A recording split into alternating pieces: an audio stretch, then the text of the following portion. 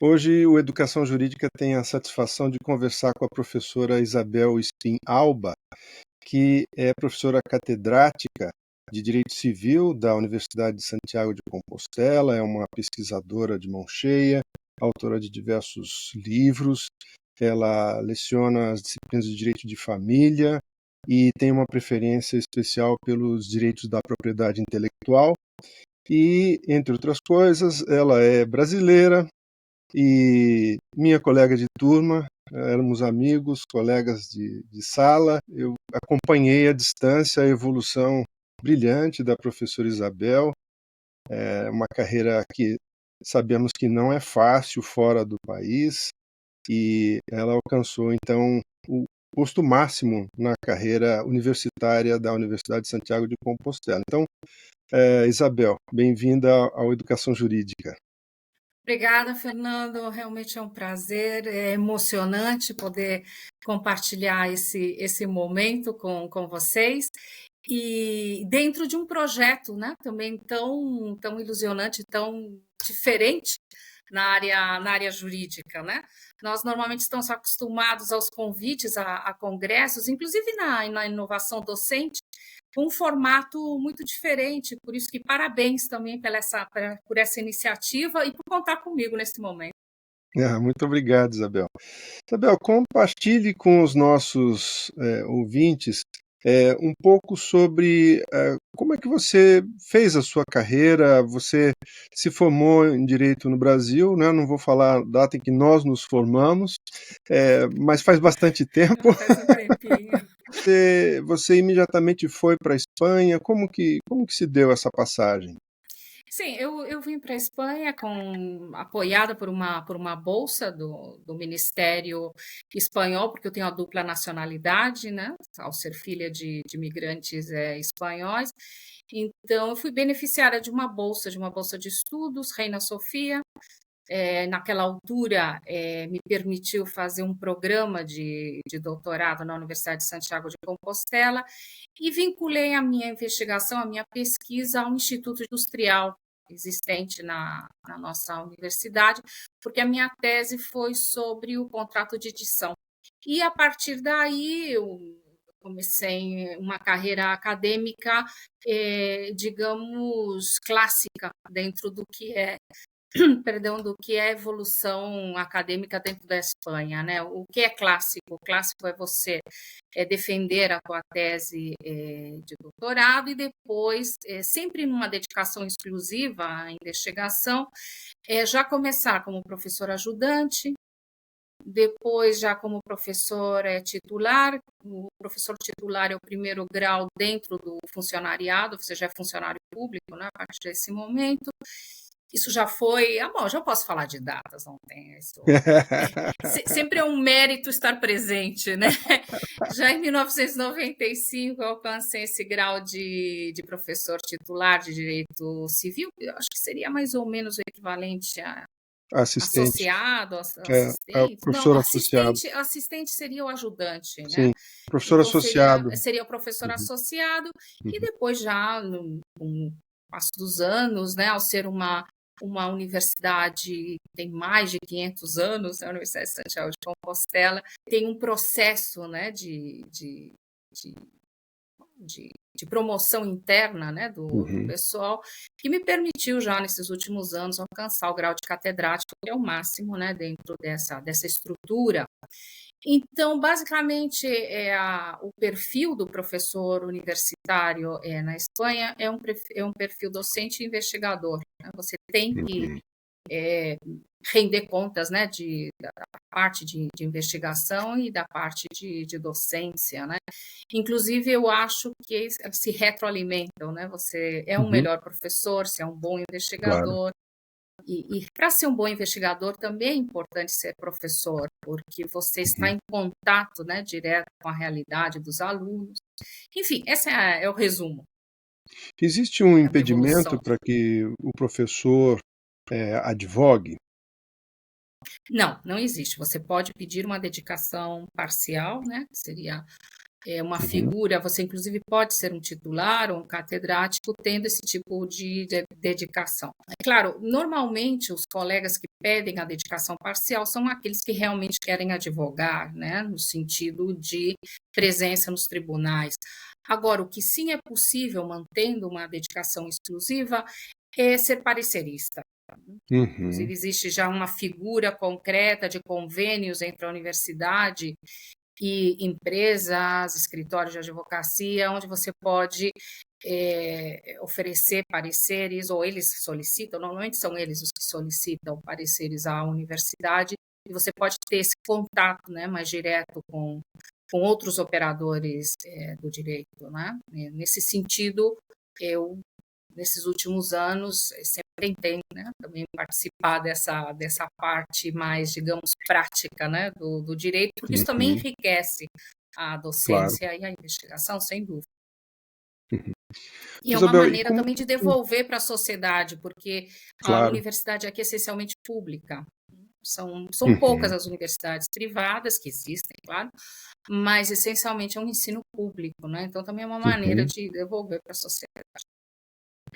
E como que essas universidades privadas se encaixam assim no mercado geral? Porque suponho que todo mundo Pensando tenha direito de entrar na universidade pública, né? Então, por que existe uma privada? no caso do direito, vamos ficar na área do direito, né? Na área do direito, realmente as universidades que têm mais prestígio, as que têm uma maior demanda de estudantes são as públicas, isso é indiscutível.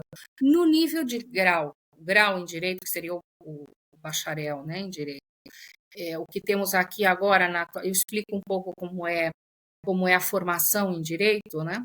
A formação em direito na Espanha consiste em direito, que são 4 anos, 240 créditos europeus, né? CTS, são 4 anos que não te dão acesso ao exercício da advocacia. Né?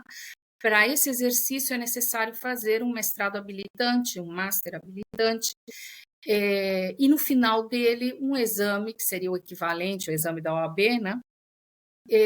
Portanto, vai ficar a coisa em uns 5 anos e meio, porque o mestrado habilitante são 3 semestres, né?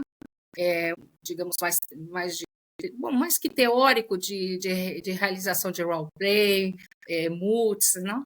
Etc. E depois já 6 meses de estágio, né? Propriamente dito. E depois o exame da. Então, voltando, isso para a advocacia, mas os 4 anos sim que dão acesso aos concursos, aos concursos públicos, o que aqui são as oposições, ou seja, o aluno, ao terminar os 4 anos, sim que pode exercer no mercado, por exemplo, em consultoria, ou bem preparar um concurso. Então, voltando à pergunta, onde é que está a diferença entre a universidade pública e a universidade privada?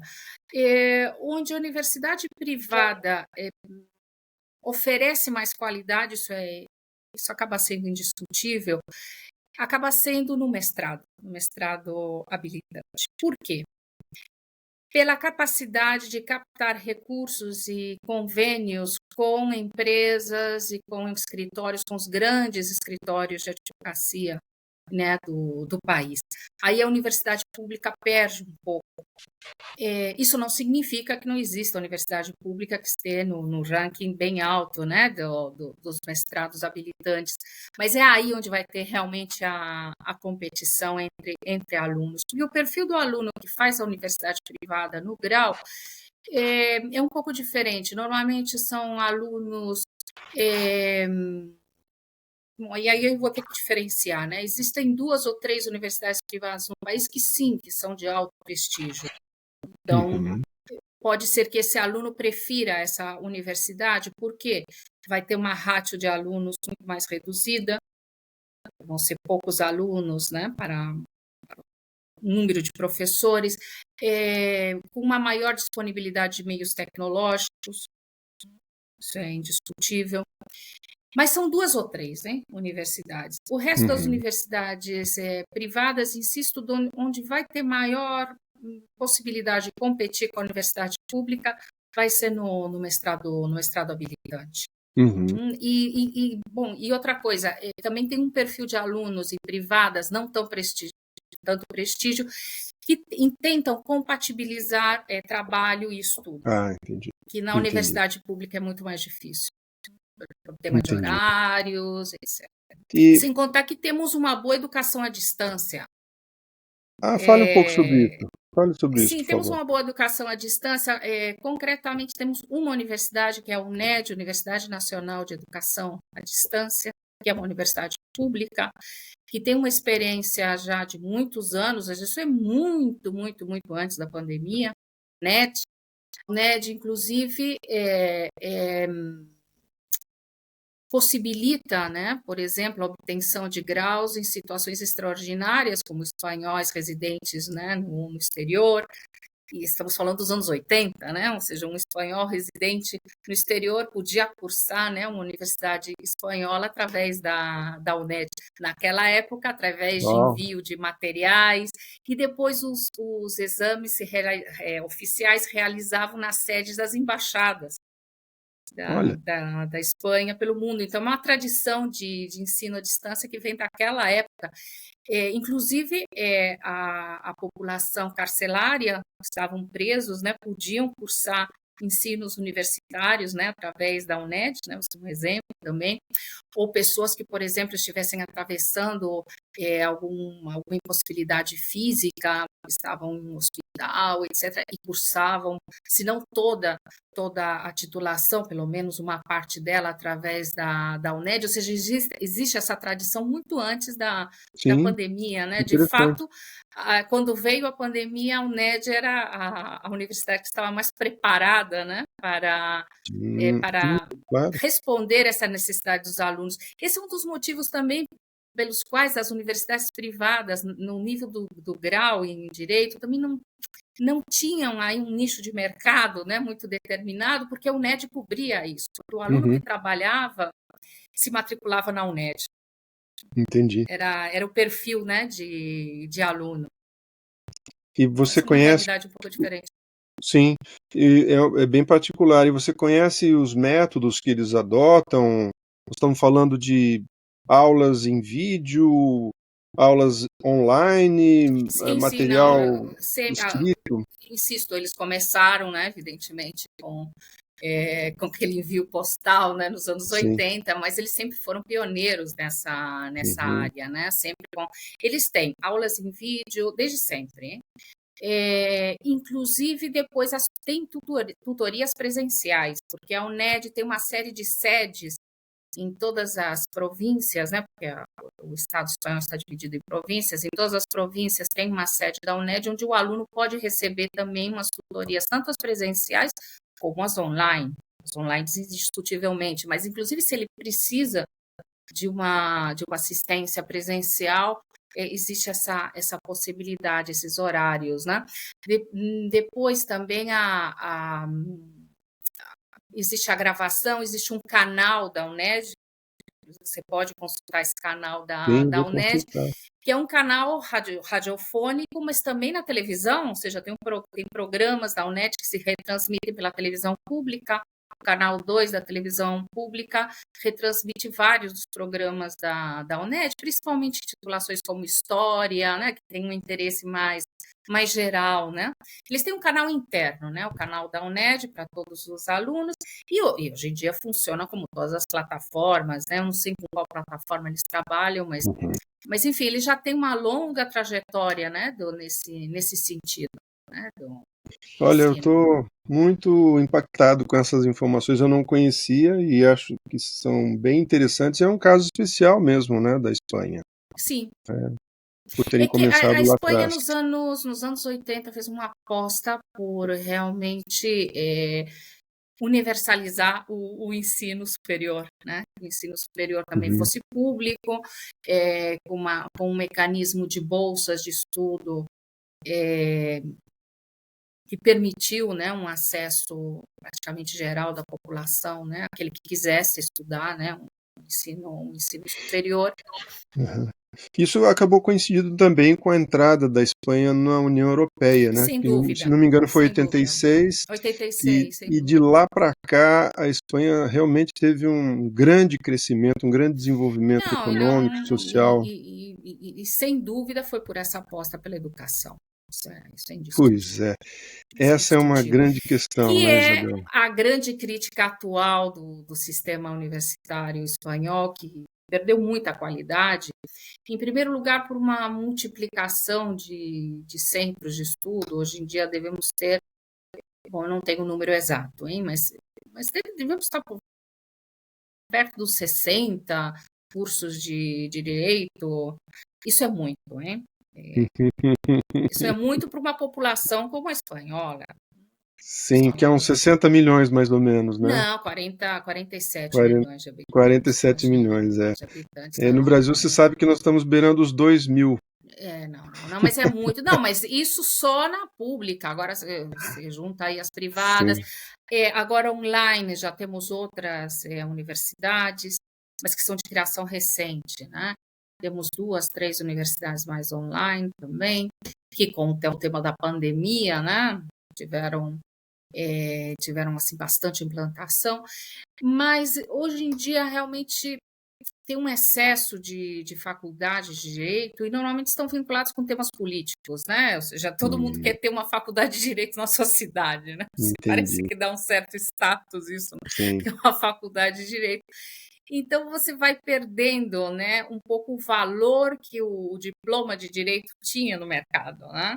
E esse Sim. valor também de um certo elevador social, né? Você subia num Uhum. elevador que das classes médias inclusive das classes mais pobres, né, no país nos anos 80, conseguiram subir, né, nesse elevador, né, para Uhum. conseguir um ascenso social, que isso já não te dá um diploma hoje em dia.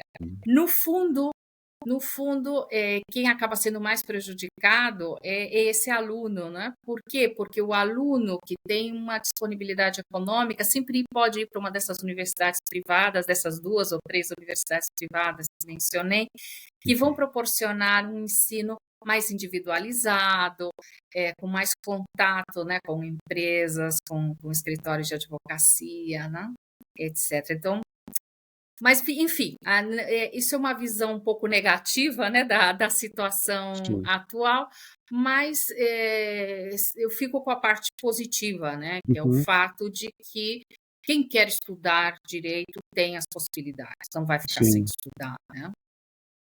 Isabel, no ano que vem você vai completar 30 anos, então, que você foi admitida na universidade como professora titular na época, né? Uhum, sim. E então você tem a possibilidade de analisar como mudou, se mudou o perfil do aluno de 30 anos para cá. Como você vê isso? E mudou muito o perfil de alunos de 30 anos para cá, mas talvez por idade, sempre temos a tendência de falar: são terríveis, têm menos conhecimento, não querem saber nada", né? Temos essa tendência a ver negativamente o perfil do aluno. Eu simplesmente acredito que são diferentes, né? São diferentes Sim. porque as circunstâncias também são diferentes. Em que são diferentes? Um pouco, o aluno espanhol dos anos 90 era esse aluno que via realmente na formação em direito essa maneira de se diferenciar, né, no mercado, né. É verdade que naqueles anos, como as aulas estavam mais massificadas, eu lembro de dar aula para auditórios onde você tinha que usar Uhum. microfone, né? Sim. Aqueles auditórios tipo arena, né? Uhum. Assim, absurdas, tá? Por quê? Porque não só os alunos vocacionais de direito, senão aquele típico aluno que não sabia o que fazer, eh, ou que não tinha entrado, não tinha passado no vestibular para uma área, por exemplo, tecnológica ou de medicina e tal, não sabia o que fazer, falou: vou fazer direito, né? Por quê? Por quê? Porque era um diploma que tinha um Sim. valor no mercado, Sim. né? Dizia, bom, mas eu vou fazer direito, né? E um Aham. pouco aquela versatilidade que o direito sempre teve, né? E que Sim. vai continuar tendo na formação de uma pessoa, né. Então, insisto, esse aluno chegava, apesar desses diferentes perfis, todos eles chegavam um pouco com essa ideia de que iam obter um diploma, né, que ia diferenciar um pouco no mercado, isso ia permitir ele fazer, vamos dizer isso, uma carreira, desenvolver, né, uma carreira profissional. E vinha com umas de esforço, porque inclusive tinha uma boa formação no segundo grau. O segundo grau dava uma boa formação, então você via, inclusive, o que era a formação na língua espanhola, por exemplo, na capacidade de expressão, inclusive na própria expressão oral, muito superior ao perfil do aluno atual, né, fazendo a comparação. O aluno que chega agora, né, na universidade tem umas carências importantes de formação, tá? Inclusive linguística, hein? A gente vê, né, erro de ortografia, assim, isso, claro, isso choca, né? Isso não existia, ou era difícil, né? Ou normalmente já não superava a seleção natural, né, do primeiro ano Sim. da faculdade de direito, né? Isso seria talvez o lado mais negativo, né, na comparação do perfil, né, daquele aluno dos anos 90, quando eu comecei, né, como professora titular, em 1995, do aluno que chega agora à faculdade. Em compensação, eu vejo os alunos agora mais estão vivendo um momento de muitas possibilidades, né? Talvez o que falte são essas ferramentas, não só de conhecimento no segundo grau, senão de formação de destrezas, né? Eu acho que, inclusive, eu comentei com você fora do programa, né? Como era surpreendente que alunos que você sabe que são de uma geração TikToker, né? Que está todo dia aí com as redes sociais, mas que não tem uma relação de conhecimento com as tecnologias, né? Porque, pelo menos no caso da formação no segundo grau na Espanha, o que eu observo que não existe um cuidado na formação tecnológica, né? Existe um verdadeiro analfabetismo digital Uhum. nesse Uhum. sentido, né?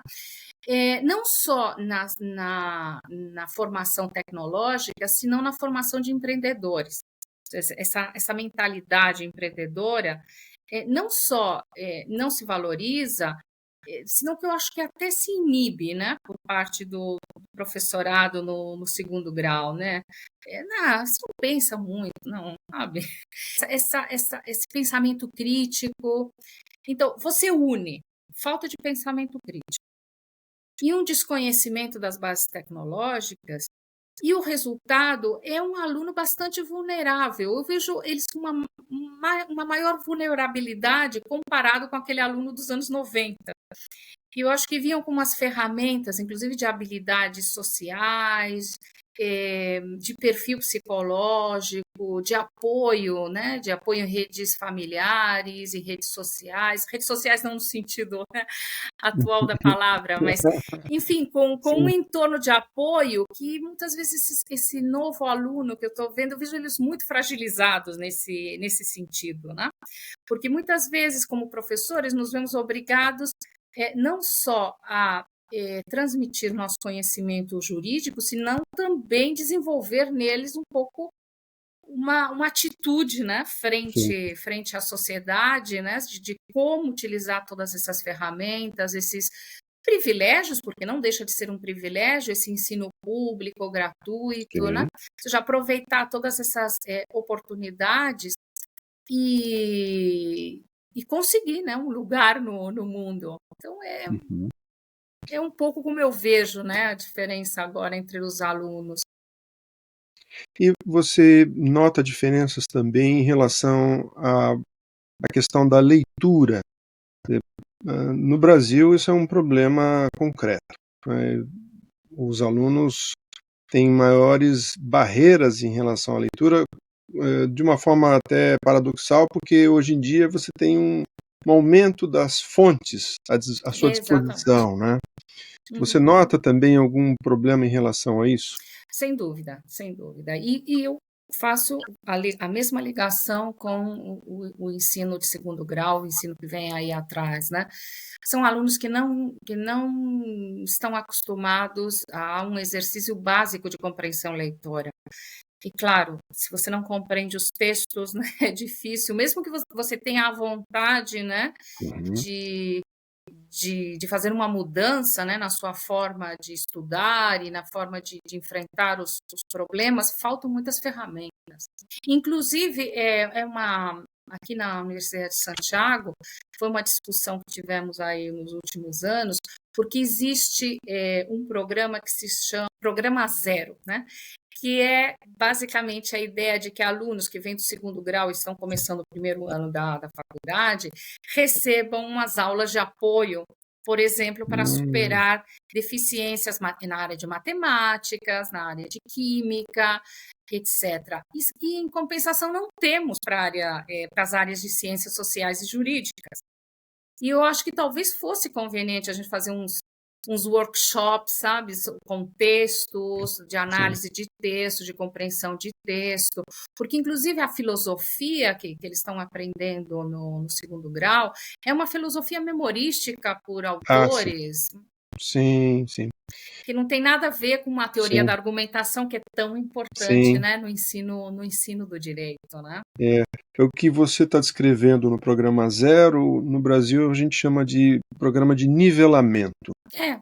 né? E que não existe institucionalizadamente em nenhum lugar, isso depende de iniciativas individuais de Uhum. universidades, né? Agora, eu ia justamente perguntar o que que a universidade faz, como ela reage diante da constatação de que, primeiro, mudou o perfil do aluno. Segundo, há uma deficiência na formação pretérita, ou seja, ele chega à Uhum. universidade já com alguma deficiência. Isso sensibiliza a universidade a pensar em novas formas de ensinar o direito, ou isso eh, não chegou a ser discutido? Eu resumiria numa frase espanhola, se hace lo que se puede, não? Realmente a universidade é consciente, a universidade é consciente e do mesmo modo que existe, por exemplo, um programa zero, né, por um lado, temos programas de formação e inovação docente voluntárias, tá, para o professorado, mas que são muito bem recebidas e inclusive na hora que se publica, né, tem um novo curso, né, sobre novas técnicas e tal, acabam as vagas na hora, né? São cursos de formação que a universidade dá para os professores, quase sempre são formação online, outras são presenciais. E, inclusive, somos uma população de professores envelhecida, né? Estamos com a pirâmide aí invertida, então, uma média de 50 anos, um professor na Universidade de Santiago de Compostela, e não só os bolsistas, os professores que estão começando, os professores ajudantes, se matriculam nesses cursos, não, estamos todos aí, né? E quando foi, com a ocasião da pandemia, todos estávamos ali matriculando, né, de como utilizar, né, a aula virtual, etc. Mas, falando já de metodologia, né, sim que a universidade tenta. Qual é o problema? O que eu vejo, né? Isso já é opinião pessoal. Uhum. Existe muito voluntarismo, né? Ou seja, depende da vontade de cada professor. Essa vontade existe, como regra geral, para a formação, ou seja, no sentido de que fazemos esses cursos, participamos desses cursos. Agora, o problema é quando tentamos implementá-lo na sala de aula. Tá? Tentar fazer essa tradução do que você aprendeu, que você achou tão bom. Olha que interessante, né? Esse novo, a gamificação. Não sei, você faz os seus cursinhos de gamificação, tá? Todo mundo faz seus cursinhos. Então, agora, como é que você faz isso? Passar, né, da tua formação para o alunado. Claro, no meu caso, né, eu insisto, isso é uma visão particular. Eu vejo essa contradição, né, que existe na vontade de introduzir novos métodos e essa obrigação de, num programa de estudos que foi reduzido a 4 anos, então temos muito menos créditos do que tínhamos, por exemplo, nos anos 90, né, que era um programa de estudos clássico, né, de direito, em 5 anos, onde o direito civil estava ali em todos os cursos, né, praticamente desde primeiro, você tinha aquele direito romano, né, formador, no caso do direito privado. Como é que eu faço agora, num quatrimestre, onde eu tenho que dar toda a teoria geral do contrato, tenho que dar os contratos em particular, tenho que reduzir, né, temas que são fundamentais na formação de um jurista na área do direito privado, porque sabemos que há matérias que o aluno, inclusive, se não aprender na faculdade, não tem nenhum problema, ele pode ver numa pós-graduação, pode ver no seu exercício profissional, mas existem partes do direito, no caso do direito privado, como a teoria geral da obrigação, e você se vê obrigado, né? Você vê ali os temas e fala, meu Deus, é um quatrimestre, aí você começa a somar semanas, né? E ainda por cima a gente tem uma planificação muito rígida de aulas expositivas e as aulas práticas, que são seminários com grupos mais reduzidos, né? Aham, Que é onde tentamos utilizar essas entendi. práticas, digamos, mais inovadoras metodológicas. Mas, às vezes, chega no final do quatrimestre, muitos dos professores nos vemos obrigados a fazer uma transferência de conteúdos da parte teórica a esses seminários reduzidos, né? Então, existe aí uma contradição, porque, por um lado, quase existe a obrigação moral, né? Não, eu tenho que formar esse aluno, eu tenho que explicar toda a teoria da obrigação, mas, ao mesmo tempo, eu quero fazer uma conexão entre esses temas e a realidade, né? Quero que ele pense as soluções, que não Uhum. só memorize, né, o Sim, Código Civil, sabe? Existe essa pressão, né? sim. E uma pressão que, no caso da Universidade de Santiago, tem outro ingrediente que eu também gostaria de comentar, que é o seguinte: no começo eu falava de que aos 4 anos os alunos sim que podem preparar um concurso. Bom, os concursos na Espanha para os operadores clássicos do direito, juízes, promotores públicos, são concursos de um nível de exigência absurdo, altíssimo, com uma fase primeira nesses concursos, bom, em alguns casos é a fase segunda, mas enfim, absolutamente memorística. Estamos Ah, sim, falando de sim, memorizar Código Civil, sim, memorizar legislação hipotecária e cantar, porque a expressão é sim. essa, cantam os temas, né? Uhum, Cantar os temas em 7 minutos. Então, em 7 minutos você tem que cantar o tema, o que for, né? uhum, O contrato de compra-venda no Código Mercantil. Claro, a Universidade de Santiago se caracteriza por ser uma universidade que forma opositores, né? Que são os uhum, oposiciones, são os concursos, né? uhum. Que forma realmente, se vamos Quadros. aos quadros de promotores públicos, juízes na Espanha, um número muito elevado são procedentes da Universidade de Santiago de Compostela. Existe essa tradição. Então, por um Uhum, lado, você se sente um traidor também dessa tradição, né, da formação de grandes opositores, né, de estar preparando pessoas para um concurso. E, claro, muita inovação não cabe, né, dentro uhum, desse sim, formato, né? E dificilmente vai mudar, hein, esse tipo de. Sempre tem algum tipo de iniciativa dentro do grêmio dos notários, dos registradores da propriedade, inclusive dos próprios juízes, dizendo, não, deveríamos fazer uma oposição menos memorística, mas sempre acabam optando por manter o sistema, porque é um sistema que se revelou, em primeiro lugar, é bastante transparente, baseado fundamentalmente no mérito, onde dificilmente pode existir qualquer tipo de deturpação, né, que possa fazer que o concurso não seja justo, que não seja limpo, porque se sorteiam, são sorteios públicos, é, sorteio como no bingo, sabe? Você bola, uhum, número 15, tema número 15, exame oral, cantar os temas. Claro, isso realmente é um sistema que dificilmente vai ser eliminado. Então, voltando ao anterior, como professor na Universidade de Santiago, também temos um pouco esse peso, né? Essa responsabilidade de dar essa Sim. formação também teórica, memorística ao aluno. Enfim, resumindo, existe a vontade? Sim. Muitas iniciativas, inclusive colegas que trabalham muito com direito e cinema, com direito e literatura, participam inclusive de muitos congressos internacionais e que depois isso se reflete ali no dia a dia, no cotidiano das suas aulas. No meu caso, eu tento, às vezes, fazer algum tipo de inovação, trazer, né, essa forma de pensar, mas eu acho que a minha inovação sempre é mais no método da explicação que propriamente nas ferramentas.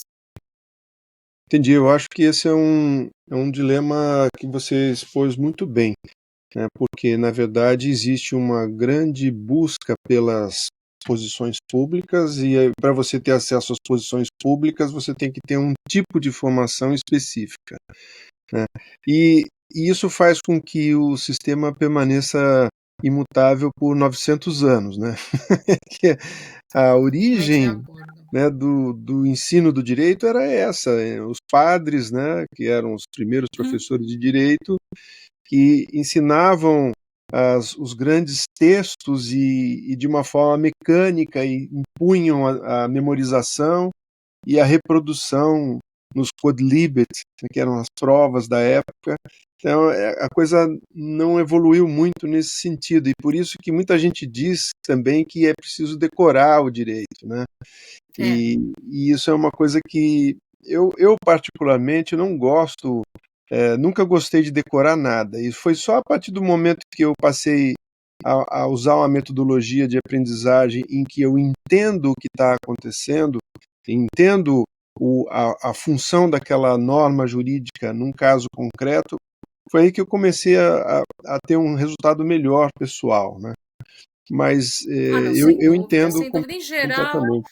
claro, em geral, eu acho que os professores de direito, tradicionalmente, damos pouca importância às questões do ensino, né? Concentramos a nossa identidade profissional como acadêmicos, né? Mais na pesquisa que no ensino, né?